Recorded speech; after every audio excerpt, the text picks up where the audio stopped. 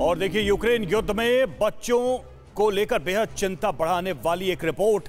जंग के बीच 1,20,000 बच्चे अगवा हुए हैं। यह बहुत बड़ी खबर है। रूस यूक्रेन जंग से करीब 3,78,000 बच्चे प्रभावित हुए हैं, लेकिन यह खबर आ रही है कि बच्चों को अगवा भी किया गया है, किडनैप किया गया। 1,20,000 बच्चे गायब हैं, कोई उनका रिपोर्ट उनकी नहीं मिल पा रही है और अपने आप में ये चिंता बढ़ाने वाली खबर है।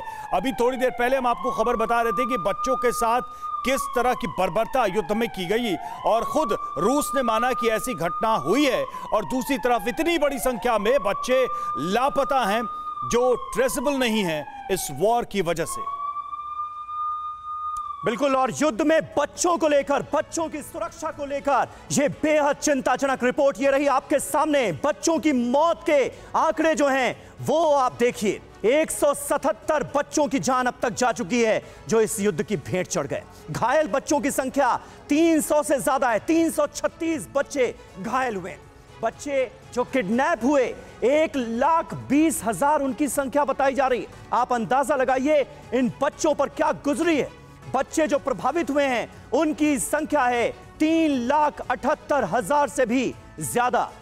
तो ये जो आंकड़े हैं ये बयां कर रहे हैं कि मानवता पर किस तरह का कहर टूटा है और बच्चों को कितना नुकसान हुआ है।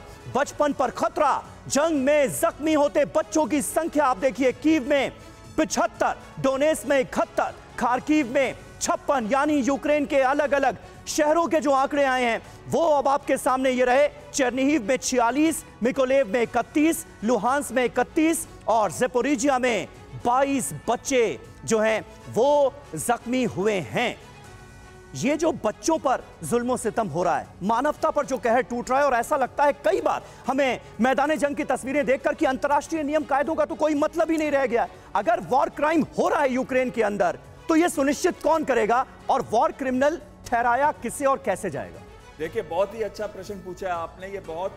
ये जो हार्ट को एकदम टच करती है कि जो वीक होते हैं उनका सबसे ज्यादा इफेक्ट पड़ता है युद्ध के अंदर, जैसे कि ओल्ड, वृद्धा हो गए या बच्चे हो गए। और बच्चे तो भविष्य हैं। अगर बच्चों के ऊपर इफेक्ट होता है इसका मतलब एक देश का भविष्य को खत्म किया जा रहा है। और इसके लिए सुनिश्चित करना चाहिए कि वॉर क्रिमिनल कौन है। जबकि हम कहते हैं कि रशिया और पुतिन पे एक्शन होना चाहिए, पर साथ साथ में मैं ये भी कहूंगा वो देश जो उकसा रहे हैं, वो देश जो चाहते हैं कि ये लड़ाई और लंबी खींचे, वो देश जो चाहते हैं कि ये लड़ाई ओवर ही ना हो और ऐसी तरीके से they fight till the last Ukrainian, अगर ऐसी सोच है उन लोगों के अंदर तो वो भी इक्वली वॉर क्रिमिनल्स है। और ये एक जो इसके ऊपर इन्वेस्टिगेशन होनी चाहिए, जांच होनी चाहिए, वो निष्पक्ष होनी चाहिए, न्यूट्रल देश के लोग भी होने चाहिए ताकि असली जो कल्प्रिट्स हैं इनके वॉर। त्रिपाठी साहब कुछ ऐड करना चाह रहे हैं, जांच कैसे होगी? लेकिन देखिए, इसमें दो चीजें हमेशा वॉर में होती हैं। औरतों और बच्चों के ऊपर सबसे ज्यादा जुल्म होता है, सबसे ज्यादा वल्नरेबल हैं।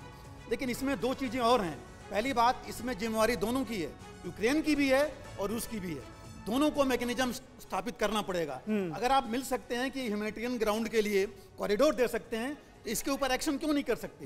दूसरी चीज, यहाँ पर आपने कुछ दिन पहले पढ़ा होगा, सबसे ज्यादा प्रॉब्लम आ रही है जो बच्चे सरोगेसी वाले हैं, हॉस्पिटल में पड़े हुए हैं, उनको सर देखिए कैसी तस्वीरें आ रही हैं। कई ऐसी तस्वीरें हैं जो दिखाना भी बड़ा मुश्किल हो जाता है, और यह आंकड़ा तो अपने आप में डराने वाला है। 3,78,000 बच्चों का प्रभावित होना इस युद्ध के बीच में।